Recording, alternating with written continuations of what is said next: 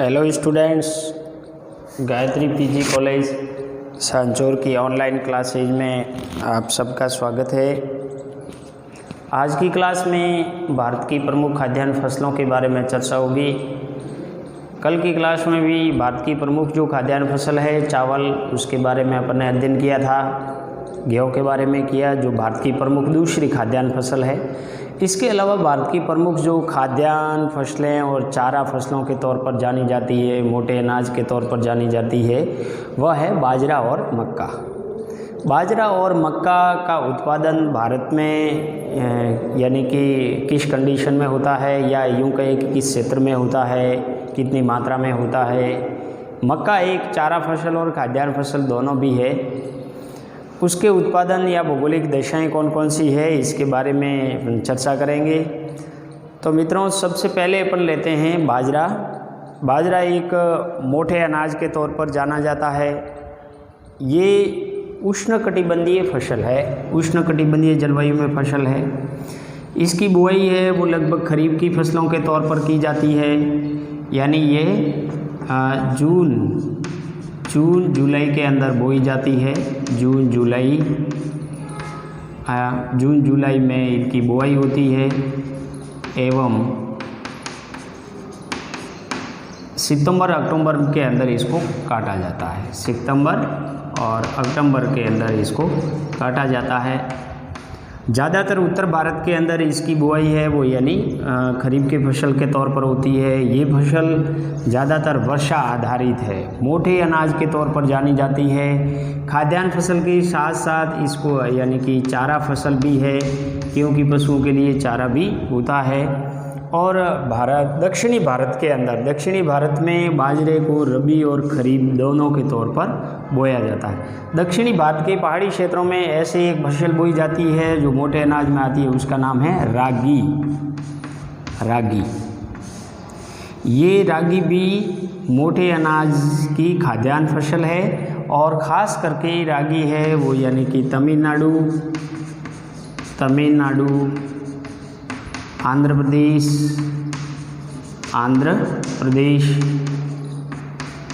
एवं कर्नाटक की पहाड़ी क्षेत्रों में रागी की फसल बोई जाती है। जहाँ जनजातियाँ और गरीब तबके के लोग हैं वो इस रागी को खाद्यान्न फसल के तौर पर भी उपयोग करते हैं, साथ ही साथ इस चारे फसल के तौर पर भी उपयोग करते हैं। ऐसे ही उत्तर भारत के अंदर जो मोटे अनाज के रूप में जाना जाता है, मोटे अनाज के रूप में जाना जाता है, वो है बाजरा। और बाजरा एक उष्णकटिबंधीय जलवायु की फसल है। ज़्यादातर उत्तर भारत के अंदर इसकी बुआई है वो यानी खरीफ की फसल पर की जाती है, या वर्षा आधारित ये फसल है, बारानी फसल की श्रेणी में आती है। इसके लिए अगर भौगोलिक दशाएं देखें तो तापमान बाजरे के लिए 25 से 30 डिग्री सेल्सियस की आवश्यकता होती है। और बाजरा एक ऐसी फसल है जिसमें वर्षा है वो कम चाहिए, अर्थात ये कम नमी में भी बाजरा का उत्पादन किया जा सकता है। जैसे इसमें वर्षा है वो 40 से 50 सेमी चाहिए, और ख़ास करके पश्चिमी राजस्थान में ये ज़्यादा क्षेत्र में बोई जाती है, तो इसमें वर्षा की यानी कि मात्रा कम चाहिए। और कम नमी के अंदर, अल्प नमी के अंदर ये फसल है वो लंबे समय तक यानी कि रह सकती है। तो वर्षा 40 से 50 सेमी होती है, वो पर्याप्त होती है। और मिट्टी है वो इसकी हल्की बलुई मिट्टी है, रेतीली जो हल्की बलुई मिट्टी या शिशली काली या लाल मिट्टी जो खास करके महाराष्ट्र है, उस महाराष्ट्र के पहाड़ी क्षेत्र, पठारी क्षेत्रों के अंदर लाल मिट्टी क्षेत्रों में भी बाजरा बोया जाता है। जबकि उत्तर भारत के अंदर है वो हल्की बलुई मिट्टी और शिशली काली मिट्टी बाजरे की फसल के लिए सबसे उपयुक्त रहती है। उत्पादन देखें तो बाजरा का सर्वाधिक उत्पादन है वो राजस्थान, गुजरात, पंजाब, हरियाणा और उत्तर प्रदेश, महाराष्ट्र आदि राज्यों के अंदर होता है। देखो इसमें राजस्थान में सर्वाधिक क्षेत्र में बोई जाती है बाजरा। राजस्थान में सर्वाधिक क्षेत्र में बोया जाता है। लेकिन सर्वाधिक उत्पादन कौन करता है? गुजरात राज्य सर्वाधिक उत्पादन करता है। सर्वाधिक उत्पादन तो और प्रति हेक्टर उत्पादन पंजाब और हरियाणा में ज़्यादा होता है। हरियाणा में प्रति हेक्टर ज़्यादा है, प्रति हेक्टर सर्वाधिक है। तो इस प्रकार बाजरे की फसल को देखें तो सर्वाधिक क्षेत्र में बोया जाता है। राजस्थान की सर्वाधिक क्षेत्र में बाजरा बोया जाता है और सर्वाधिक उत्पादन कौन करता है? गुजरात राज्य करता है। गुजरात राज्य में बाजरे का सर्वाधिक उत्पादन होता है। प्रति हेक्टर है वो पंजाब हरियाणा में सर्वाधिक होता है। इसके अलावा उत्तर प्रदेश और महाराष्ट्र राज्यों में भी बाजरे की फसल है वो बोई जाती है। ये अधिकांश महाराष्ट्र को छोड़ करके ज़्यादातर है वो खरीफ की फसल के तौर पर इसकी बुआई की जाती है। और राजस्थान है या राजस्थान जैसे राज्यों के अंदर अधिकांश बाजरा है वो वर्षा आधारित कृषि होती है। वर्षा आधारित, इसकी वर्षा आधारित यानी कि कृषि होती है। तो बाजरे का उत्पादन राजस्थान जो सर्वाधिक क्षेत्र में बोया जाता है, उत्पादन गुजरात करता है सर्वाधिक, फिर पंजाब हरियाणा उत्तर प्रदेश और महाराष्ट्र में उत्पादित होता है। और इसको यानी कि मोटे अनाज के रूप में जाना जाता है। खाद्यान्न और चारे फसल के लिए भी इसका उपयोग किया जाता है। ज़्यादातर इसका उपयोग है वो यानी कि राजस्थान में यानी खाद्यान्न और पशुओं के लिए चारे के तौर पर किया जाता है, या इसके जो बाजरा है वो पशुओं को खिलाने के लिए भी ज़्यादा उपयोग किया जाता है। इसके अलावा दूसरी जो फसल है जिसको मोटे अनाज की श्रेणी में आती है और खाद्यान्न और चारा फसल भी है। मोटे, इसको भी क्या कहते हैं? मोटे अनाज की श्रेणी में आती है, मोटे अनाज। और मक्का है, मक्का एक खाद्यान्न और चारा फसल दोनों हैं। मक्का भी यानी कि खरीफ की फसल कहलाती है क्योंकि इसकी बुआई भी खरीफ के मौसम में ही की जाती है। मक्के का तापमान देखें तो मक्के की भौगोलिक दशाओं में तापमान मक्के के लिए 20 से 27 डिग्री सेल्सियस उपयुक्त रहता है। वर्षा इसमें 50 से 70 सेमी की आवश्यकता होती है और मिट्टी हल्की लाल मिट्टी या पर्वतीय मिट्टी होती है, वो मक्के की कृषि के लिए सबसे बेहतर होती है। तो मक्के का जो मूल स्थान है, मक्के का मूल स्थान कौन सा है? संयुक्त राज्य अमेरिका। और अमेरिका के अंदर एक मक्का पेटी पड़ती है, मक्का उत्पादन पेटी, मक्का उत्पादन पेटी। ये जो मक्का उत्पादन पेटी है जो अमेरिका के यानी टेक्सास, इंडियाना, दक्षिणी इंडियाना, ओक्लाहोमा इन राज्यों के अंदर पड़ती है, इडाहो, इन राज्यों में मक्के की यानी कि उत्पादन की पेटी पड़ती है। और ये मक्के की पेटी का उत्पादन अमेरिका के अंदर किया जाता है, लेकिन इससे उत्पादित होने वाला जो मक्का है वो पशुओं के लिए चारा के तौर पर उपयोग किया जाता है। और यहाँ सूअर पालन होता है अमेरिका के अंदर, सूअर पालन। सूअर पालन का सीधा संबंध मक्के उत्पादन से जुड़ा हुआ है क्योंकि जो भी मक्का होता है उनके दाना जो सूअरों को खिलाया जाता है, चारा अन्य जो पशुओं को खिलाया जाता है और वाणिज्य पशुपालन होता है। तो वाणिज्य पशुपालन का सीधा संबंध है वो मक्का उत्पादन से है। यहाँ खाद्यान्न के तौर पर मक्का उपयोग नहीं किया जाता है। संयुक्त राज्य अमेरिका में खाद्यान्न के तौर पर मक्का उपयोग नहीं किया जाता है। जितना मक्का उत्पन्न होता है संयुक्त राज्य अमेरिका चारा के अलावा इसका निर्यात करता है, और निर्यात यानी किन देशों में करता है? अफ्रीकन देशों में। जो अफ्रीकन देश है जो अविकसित गरीब देश हैं, अफ्रीकन देशों के अंदर ज़्यादातर आदिम जनजाति और गरीब जनजातियां हैं, वो मक्के का उपयोग खाद्यान्न के तौर पर, अनाज के तौर पर किया करते हैं, मक्के की रोटी बनाते हैं। भारत में भी मक्का है वो यानी कि कुछ क्षेत्रों के अंदर खाद्यान्न के तौर पर इसका उपयोग किया जाता है। पहाड़ी क्षेत्र या सुदूर जो आदिम जनजातियां हैं, गरीब जनजातियां हैं, गरीब लोग हैं, वो मक्के का उपयोग है वो खाने के तौर पर, खाद्यान्न के तौर पर प्रयोग करते हैं। इसके अलावा ज़्यादातर इसका उपयोग चारे और पशुओं के लिए भी किया जाता है। इसका उत्पादन भारत में देखें तो मक्के का उत्पादन आंध्र प्रदेश, अरुणाचल प्रदेश, असम, बिहार, छत्तीसगढ़, गुजरात और हरियाणा में होता है ज़्यादातर, यानी कि इनका मक्के का उत्पादन है वो आंध्र प्रदेश में होता है। इसके अलावा पहाड़ी क्षेत्र है जैसे अरुणाचल प्रदेश, असम है, बिहार है, छत्तीसगढ़ है, गुजरात और हरियाणा में भी मक्के का उत्पादन होता है। मक्के से और भी बहुत सारे इससे प्रोडक्ट यानी कि बनाए जाते हैं। और माई कंचन है जो मक्के की प्रमुख यानी कि किस्म कहलाती है। तो यानी भारत में मक्के का खाद्यान्न और चारा दोनों रूपों में इसका उपयोग होता है। इसमें ग्लूकोज और एल्कोनिक पेय व बायोडीजल बनाने में भी इसका प्रयोग किया जाता है। मक्के का प्रयोग ग्लूकोज है, एल्कोनिक पेय है और बायोडीजल बनाने में भी इसका प्रयोग किया जाता है। गंगा 5, डैंकन 101, गंगा 11 आदि मक्के की आनुवांशिक यानी परिवर्तित उच्च किस्में होती है। नेक्स्ट है यानी कि जौ है, जौ की फसल।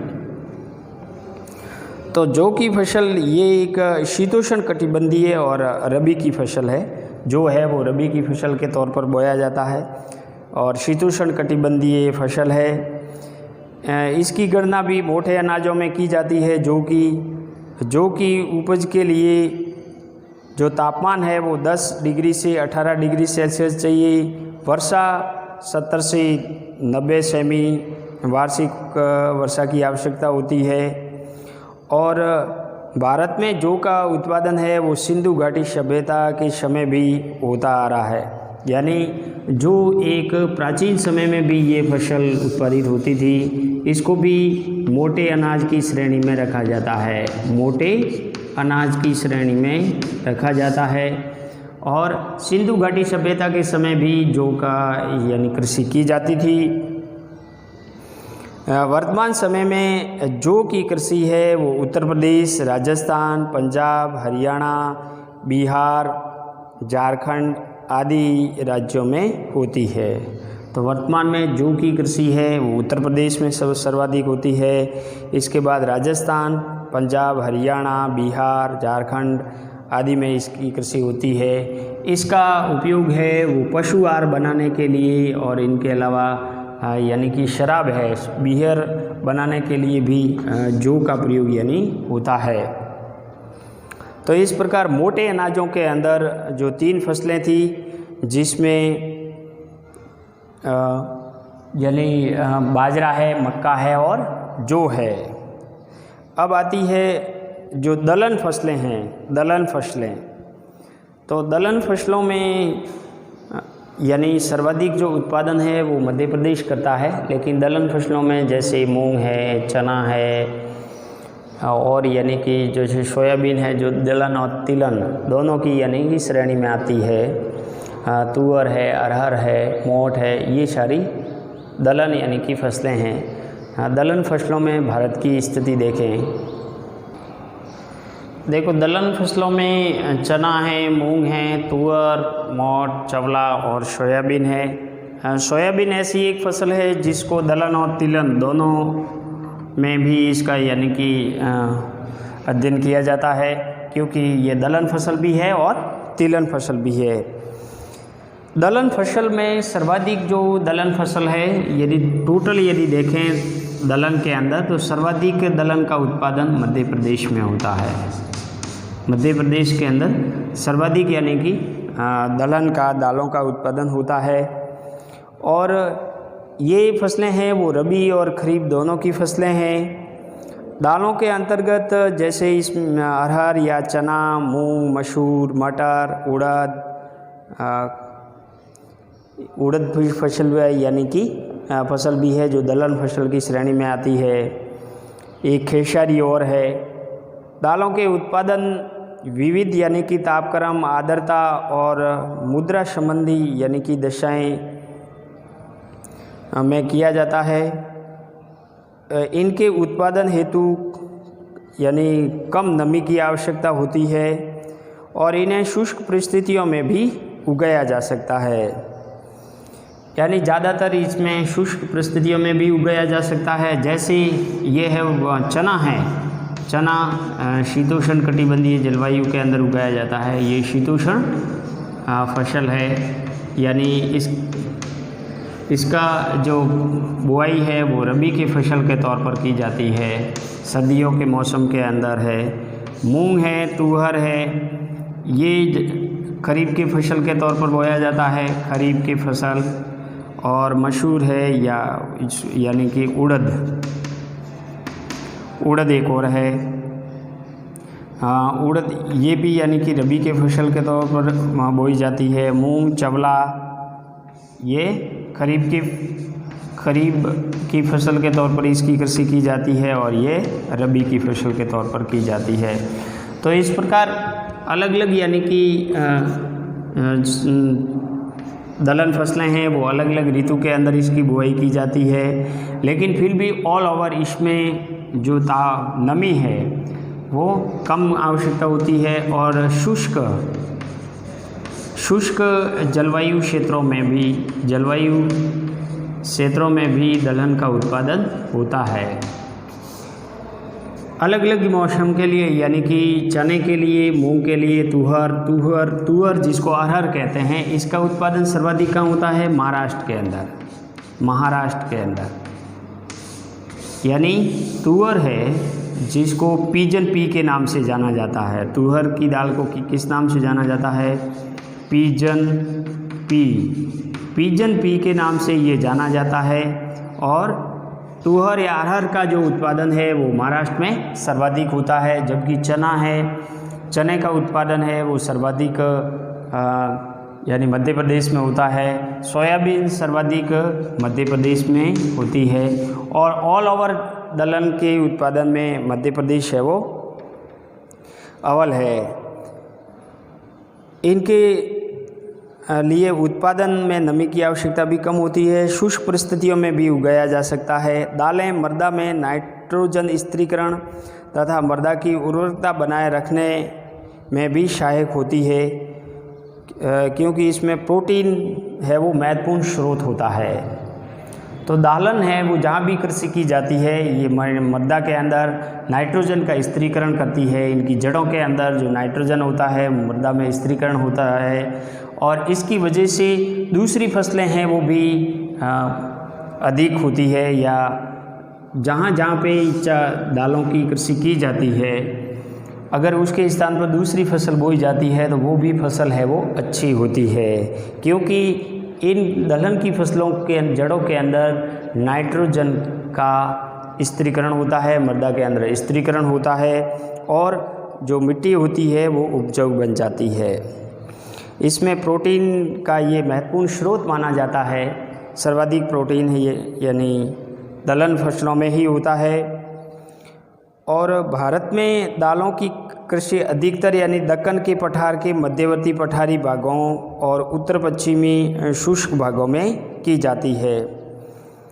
यानी भारत में अधिकांश यानी कि कृषि है वो मध्य प्रदेश में होती है, जो दक्कन के पठार है। इसके बाद में महाराष्ट्र है,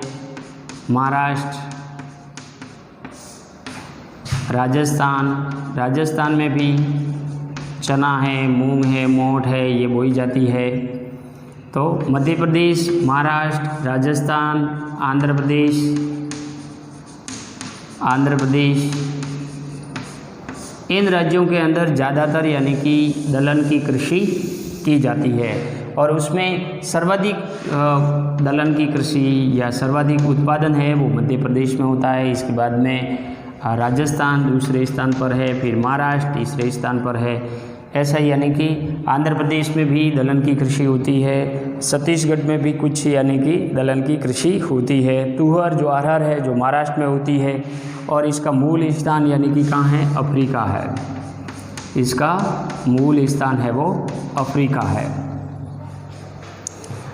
सोयाबीन मध्य प्रदेश के अंदर यानी कि होता है। चवला राजस्थान में भी होता है। उत्तर प्रदेश में भी दलहन की कृषि की जाती है। जैसे उत्तर प्रदेश एक और उत्तर प्रदेश में भी दलहन की कृषि की जाती है, जिसमें चना अधिक बोया जाता है। चने की कृषि सर्वाधिक कहाँ होती है? उत्तर प्रदेश में। तो महाराष्ट्र है, गुजरात, महाराष्ट्र है, राजस्थान, आंध्र प्रदेश और मध्य प्रदेश, उत्तर प्रदेश में भी चने की कृषि अधिक की जाती है।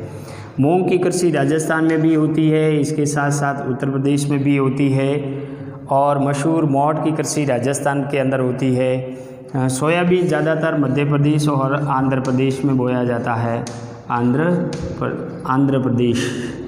आंध्र प्रदेश, इसके अलावा महाराष्ट्र में भी सोयाबीन की कृषि की जाती है। गुजरात में भी की जाती है। गुजरात में भी दलहन का उत्पादन होता है, लेकिन गुजरात में ज़्यादातर तिलहन का उत्पादन ज़्यादा होता है। दलहन के बाद में जो तिलहन फसलें हैं, तो तिलहन फसलें भी खरीफ और रबी दोनों मौसमों में बोई जाती है। तिलहन के अंतर्गत सरसों है,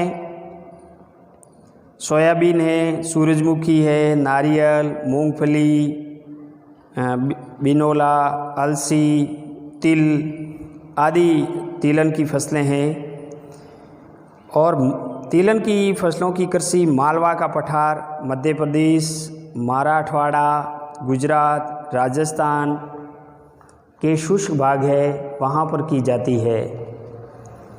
इसमें देश की तिलहन फसलों में मूंगफली सर्वप्रमुख है। और सर्वाधिक जो तिलहन फसलें हैं, सर्वाधिक